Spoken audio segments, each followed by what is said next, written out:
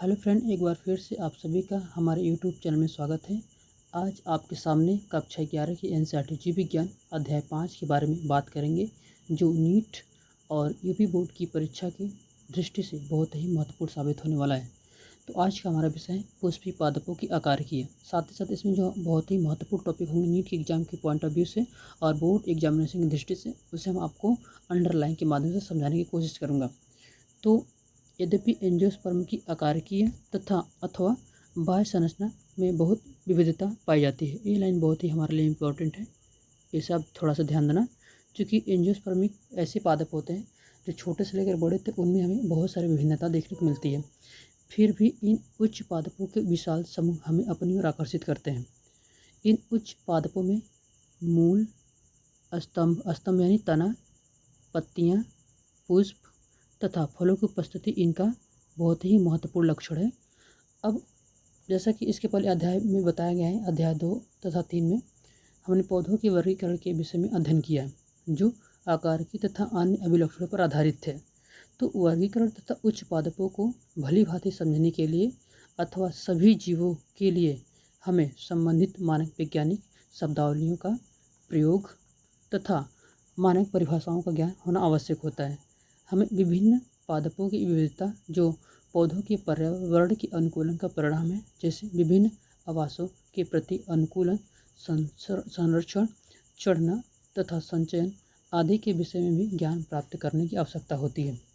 यदि आप किसी खरपतवार को उखाड़ें तो आप देखेंगे कि उस सभी में मूल, तना तथा पत्तियाँ होती हैं। इसमें बताया जाने की कोशिश किया गया है कि अगर हम किसी विशिष्ट प्रकार के पौधे को उखाड़ते हैं तो हमें उसके कौन कौन से भाग दिखाई देते हैं। तो उसमें फूल तथा फल भी लगे हो सकते हैं। पुष्पी पादपों की भूमिगत भाग मूल तंत्र, जबकि ऊपरी भाग जो होता है वो प्ररोह तंत्र होता है। तो ये लाइन बहुत ही इंपॉर्टेंट है, थोड़ा सा ध्यान देते हैं यहाँ पर कि ये जो पुष्पी पादपों जो भूमिगत जो भाग होते हैं वे सामान्यतया उन्हें हम मूल तंत्र के नाम से जानते हैं, जबकि पृथ्वी के ऊपर वाले जो पौधे के जो शेष भाग होता है उसे हम प्ररोह तंत्र के नाम से जानते हैं। यानी भूमिगत जिसे हम रूट सिस्टम अंग्रेजी में कहते हैं, दूसरा हमारा ऊपर वाला जो भाग आता है उसे हम शूट सिस्टम कहते हैं। अब हम बात करेंगे मूल के बारे में, और मूल को जड़ अथवा अंग्रेजी में रूट कहते हैं। तो अब बात करेंगे इनके बारे में। तो अधिकांश द्विबीजपत्री पादपों में मूलांकुर के लंबे होने से प्राथमिक मूल बनती है। यानी इसे समझते हैं, जैसे मान लेते हैं कि हमारे पास एक सीड है। जब ये सीड अंकुरित होता है तो सबसे पहले इसमें से रेडिकल्स निकलते हैं, और रेडिकल को हिंदी में मूलांकुर कहते हैं। तो ये सबसे पहले विकसित होता है, जो कि रूट बनाता है। लेकिन जैसे विकसित होता है तो इसके ऊपर एक पत्ती के समान संरचना विकसित होता है। इसी को हम क्या कहते हैं, प्ररोह तंत्र कहते हैं। और यही विकसित होकर एक बड़े से पौधे के ऊपरी वाले सिरे का निर्माण करते हैं। लेकिन अभी हम पढ़ रहे हैं जड़ के बारे में। तो हमने देखा कि जब कोई सीड जर्मिनेट होता है तो सबसे पहले उसमें रूट्स निकलते हैं, यानी जड़ निकलते हैं। उस जड़ को हम क्या कहते हैं, प्राथमिक जड़ या प्राइमरी रूट कहते हैं। अब जो मिट्टी में उगती है, इसमें पार्श्वी मूल होती है, जिन्हें द्वितीयक तथा तृतीयक मूल भी कहते हैं। अब इन्हें समझ लेते हैं कि ये द्वितीयक तथा तृतीयक मूल क्या होते हैं। तो जैसे हमने देखा अभी कि जब सीड हमारा जर्मिनेट करता है तो इसमें से मूलांकुर सबसे पहले निकलता है। अब इस मूलांकुर जब मैच्योर हो जाता है, परिपक्व होता है, धीरे धीरे ग्रो कर जाता है, तो इसमें से इस विशेष प्रकार से ये मान लेते हैं कि हमारा प्राइमरी रूट है, यानी ये प्राइमरी रूट हो गया हमारा। अब इसके बगल से अब जो छोटी छोटी अलग अलग प्रवर्धक के समान हमें दिखा देंगे, इसे हम सेकेंडरी रूट मानकर चलेंगे। और इससे जो अलग अलग बगल की और जो रूट हमें फाइबर की तरह दिखा देते हैं, इसे हम क्या कहते हैं, टर्शियरी रूट के नाम से जानते हैं। तो अब हमने देखा था कि ये प्राथमिक रूट क्या होते हैं, द्वितीयक रूट क्या होते हैं, तृतीयक रूट क्या होते हैं। इसमें हमने देखा कि प्राथमिक रूट वो किस प्रकार से विकसित होकर द्वितीयक और तृतीयक रूप में विकसित हो जाती है। तो अब ध्यान देते हैं कि ये प्राथमिक के रूट के जो या प्राथमिक जड़ के जो भाग है, द्वितीयक और तृतीयक, ये आगे चलकर ये मिलकर एक मूसला मूल तंत्र बनाते हैं, जो कि बहुत ही महत्वपूर्ण है।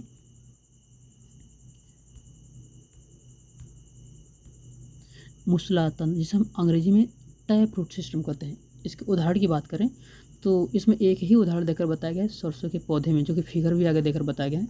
अब बात करते हैं एक बीजपत्री पौधे में। चूँकि अलग अलग पौधों में ये जो रूट होते हैं वो परिवर्तित होते रहते हैं, तो अब यहाँ पर बात रखा गया है एक बीजपत्री पौधे में प्राथमिक मूल अल्पायु होती है, यानी इनका जो जीवन काल होता है एक कम समय के लिए होता है, और बाद में यही जो प्राथमिक जड़ें होती हैं वो कन्वर्ट हो जाती हैं, चेंज हो जाती हैं। इसके स्थान पर अनेक मूल निकल जाते हैं, और मूल तने के आधार से निकलती हैं, और इन्हें हम एक नाम देते हैं झकड़ा जड़, या अंग्रेजी में फाइब्रस रूट कहते हैं।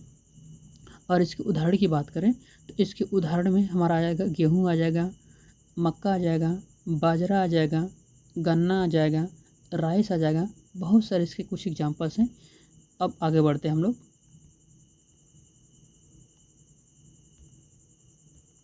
तो कुछ ऐसे घास तथा बरगद में भी हमें ऐसी स्थिति देखने को मिलती है कि मूलांकुर की बजाय पौधे की अन्य भागों से निकलती है। जैसे बात करें तो उसे हम क्या कहते हैं, अपस्थानिक रूट, और अंग्रेजी में से एडवेंटिशियस रूट के नाम से जानते हैं। इन अपस्थानिक जड़ें क्या होती हैं, तो मान लेते हैं कि हमारे सामने एक पेड़ है, वृक्ष है या पौधा है, तो इसके साइड से जब रूट्स निकलती हैं, जड़ें निकलना शुरू हो जाती हैं, तो इस विशेष प्रकार के रूट को हम लोग क्या कहते हैं, एडवेंटिशियस रूट के नाम से जानते हैं। तो इन्हें अपस्थानिक जड़ें का जैसे बताया गया अभी आपको। तो मूल तंत्र का मुख्य कार्य, अब इनके मुख्य कार्यों की बात कर लेते हैं। तो ये मिट्टी से पानी को अवशोषित करते हैं तथा साथ ही साथ एक खनिज लवणों का भी अवशोषण करते हैं, और पौधे को मिट्टी में जकड़ कर रखना, खाद्य पदार्थों का संचय करना तथा पादप नियामकों के संश्लेषण में क्या करते हैं, जो जड़ें होते हैं बहुत ही महत्वपूर्ण भूमिका निभाते हैं। अब हम बात करेंगे जड़ क्षेत्र के बारे में कि मूल तंत्र या जड़ क्षेत्र क्या होते हैं, एक पाए कहाँ जाते हैं, पौधे किन किन भागों में प्रेजेंट होते हैं। अब इनके बारे में एक एक कर हम देखेंगे। तो मान लेते हैं कि हमारे पास क्या है, एक यह रूट है। इस रूट के हमें भाग के बारे में बात करना है। तो इसमें हमें एक छोटे से टोपी के समान संरचना मिलती है लास्ट सिरे में। इसे हम क्या कहते हैं, रूट कैप कहते हैं अंग्रेजी में, और हिंदी में मूल गोप के नाम से जानते हैं। लेकिन जैसे इसके ऊपर हम कुछ भाग से ऊपर चले जाते हैं, बढ़ते हैं, तो पर हमें एक और इसके लेयर या जोन के बारे में पता चलता है। उसे हम कहते हैं मेरिस्टेमेटिक जोन कहते हैं अंग्रेजी में, और इसे हिंदी में कहते हैं विभज्योतिकी ऊतक। लेकिन विभज्योतिकी ऊतक की एक और मुख्य खासियत होता है कि इसमें निरंतरता विभाजन होती रहती है, यानी इसमें जो सेल्स होते हैं वो अपने आप को डिवाइड कर कई सारे सेल्स का फॉर्मेशन करते हैं। ये तो बातें हो गई कि सेल्स बन तो रहे हैं, लेकिन अब इसके ऊपर जैसे हम आगे बढ़ते हैं हमें एक और इसके जोन क्षेत्र के बारे में पता चलता है। उस क्षेत्र का नाम है दीर्घीकरण क्षेत्र, जिसे हिंदी में कहते हैं, और अंग्रेजी में से इलांगेशन जोन के नाम से जानते हैं। इस जोन की मुख्यतः विशेषता होता है कि अभी हमने देखा कि मेरिस्टेमेटिक क्षेत्र में जो सेल्स डिवाइड हो रही हैं, अब वो क्या करेंगी, लंबाई में ग्रोथ करेंगी। अब ये लंबाई में जब ग्रोथ कर जाएंगे तो वे धीरे धीरे विकसित या मैच्योर होती चली जाएंगी। तो लास्ट सिरे पर हमें एक और स्टेज मिलता है जिसे हम क्या कहते हैं, मैच्योरेशन जोन कहते हैं इंग्लिश में, और हिंदी में नहीं कहते हैं परिपक्व क्षेत्र। यानी इस क्षेत्र की सबसे बड़ी मुख्य विशेषता ये होता है कि इसमें पौधे की जो जड़ें होती हैं वो पूरी तरह से मैच्योर हो चुकी होती हैं, और साथ ही साथ इनके साइड से किनारे किनारे से एक फाइबर या धागे की तरह संरचना निकलती है, जिसे हम क्या कहते हैं, रूट हेयर कहते हैं, और इसे हिंदी की बात करें, इसे हिंदी में तो मूल रोम कहते हैं। ये तो बात थी जड़ क्षेत्र के बारे में कि मूल क्षेत्र कौन कौन से होते हैं। अब हम क्या करेंगे, आगे बढ़ेंगे और आगे एक एक कर संरचनाओं में देखेंगे अभी के बाद है। चूँकि अभी जो आपको बताया गया था जड़ क्षेत्र के बारे में, ये बहुत ही महत्वपूर्ण इंपॉर्टेंट टॉपिक है, जो कि नीट के एग्जाम में कई बार पूछे भी गए कि कौन सा क्षेत्र कहाँ प्रेजेंट होता है। तो अभी आपके सामने फिगर है जो अभी हमने बनाया था अभी। तो आप देख रहे हैं कि ये जो एक कैप के समान संरचना में दिखाई दे रहा है, इसी को मूल गोप करें या रूट कैप करें। जस्ट इसके ऊपर वाला भाग जो हमें सक्रिय दिखाई दे रहा है, इस वाले भाग की मुख्यतः विशेषता होती है, इसमें जो सेल्स हमारे होते हैं वो हमेशा डिवाइड करते हैं। आगे इसके ऊपर जैसे हम बढ़ते हैं, इस स्थान से लेकर इस स्थान तक जो हमें क्षेत्र दिखाई देता है, उस क्षेत्र को दीर्घीकरण क्षेत्र या इलांगेशन जोन कहते हैं। अब जैसे ये मैच्योर होता है, परिपक्व हो जाता है तो साइज में, तो अब इसके साइड से एक छोटे छोटे हेयर लाइक प्रोजेक्शन निकलते हैं, और इस छोटे छोटे हेयर लाइक प्रोजेक्शन को ही हम लोग क्या कहते हैं, मूल रोम के नाम से जानते हैं। ये तो बातें हो गई जड़ क्षेत्र के बारे में। अब हम बात करेंगे कि ये मूल की रूपांतरण क्या है। चूँकि कई कारणों से जो रूट होते हैं वो अपने बनाए गए भोज्य पदार्थों को अपने ही जड़ में स्टोर कर लेते हैं, जिसके माध्यम से उनकी आकृति में हमें परिवर्तन देखने को मिलता है। तो अब इन्हें देखते हैं। तो कुछ पादपों के मूल मतलब जैसे बताया गया था इसके पहले जड़, इसका मुख्यतः कार्य होता है यहाँ पर कि ये मूल जो होता है ये पानी खनिज लवणों का अवशोषण करता है, ये तो पहले ही बताया गया था आपको, तथा संवहन के अतिरिक्त अन्य भी कार्य करते हैं। और इसके लिए अपने आकार तथा संरचना में ये क्या कर लेते हैं, रूपांतरण यानी परिवर्तित कर लेते हैं, चेंजेज ला लेते हैं। और वे भोजन संचय करने के लिए, सहारे के लिए, श्वसन के लिए और अपने आप को क्या करते हैं, रूपांतरित कर लेते हैं। जैसे बात करें एग्जाम्पल के रूप में, तो गाजर तथा शलजम की जो मूसला जो मूल होते हैं तथा शकरकंद की जो अपस्थानिक जड़ें होती हैं वो क्या करती हैं, भोजन संग्रहण के माध्यम से उनकी साइज में हमें परिवर्तन देखने को मिलता है, यानी उनके आकार में परिवर्तन, यानी वे फूल जाते हैं। इसलिए उसे हम अब ये फ्रूट्स के रूप में उसका यूज़ कर लेते हैं। तो इसमें एक क्वेश्चन दिया कि क्या आप इसी प्रकार के कुछ अन्य उदाहरण देकर बता सकते हैं। हालांकि ऐसे बहुत सारे एग्जाम्पल हैं, हालांकि समय तो नहीं बचा है हमारे बीच। आगे बढ़ते हैं हम एक-एक कर। अब बात करते हैं बरगद की। तो बरगद में जैसा हमने इसके पहले एक फिगर बनाया था, उस फिगर में बताया था कि ये हमारे पास एक बरगद का पेड़ है। इस बरगद के पेड़ से ये जो छोटे-छोटे हेयर लाइक रूट्स निकलती हैं, इन्हीं को हम क्या कहते हैं, प्रूफ रूट के नाम से जानते हैं।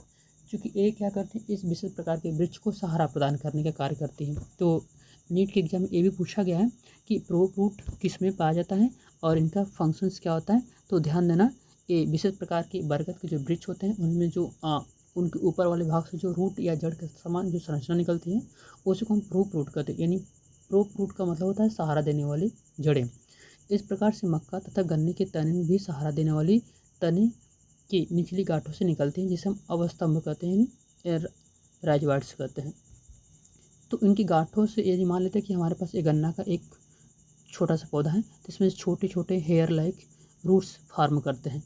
तो इन्हीं को हम यहाँ पर अवस्तंभ मूल कह रहे हैं। अब बात करते हैं और कुछ पौधे के बारे में। तो जैसे हमें यहाँ पर बात करेंगे राइजोफोरा के बारे में। तो राइजोफोरा एक ऐसा विशेष प्रकार के पौधा है जो विशेष प्रकार के परिस्थिति क्षेत्रों में उगते हैं। जैसे बहुत सी मूल भूमि के ऊपरी वायु में निकलती हैं और ऐसे मूल को श्वसन मूल कहते हैं। ये बहुत इंपॉर्टेंट है, जिसे हम रेस्पिरेटरी रूट के नाम से जानते हैं। क्योंकि इसकी मुख्यतः विशेषता होती है, मान लेते हैं कि आपके सामने एक फिगर बनाया जा रहा है, तो ये हमारे कुछ दलदली एरिया वाला क्षेत्र है और दलदली एरिया वाले क्षेत्र में जैसे मैंग्रोव जो प्लांट्स होते हैं उनमें जो जड़ें निकलती हैं वो ऊपर निकल जाती हैं, उनमें छोटे छोटे पोर्स प्रेजेंट होते हैं। इस प्रकार से इनका मुख्यतः कार्य होता है कि ये हमारे जो एटमॉस्फेरिक जो ऑक्सीजन होता है उसे एब्जॉर्ब कर अपने आप को मेंटेन करना, ही इनका सबसे बड़ा मुख्यतः कार्य होता है। तो ये पूछा जाता है कि श्वसन मूल किस विशेष प्रकार के पौधे में पाया जाता है, तो इसका हमारा आंसर होगा यहाँ पर राइजोफोरा, जो कि नीट के एग्जाम में कई बार पूछा गया है। तो फ्रेंड, वीडियो अच्छा लगा हो तो लाइक शेयर सब्सक्राइब करना ना भूलें, और इस तथ्य से संबंधित इसे पूरा करने के लिए हम दूसरा वीडियो बनाएंगे, और उस वीडियो के लिए आप बने रहे हमारे चैनल पर।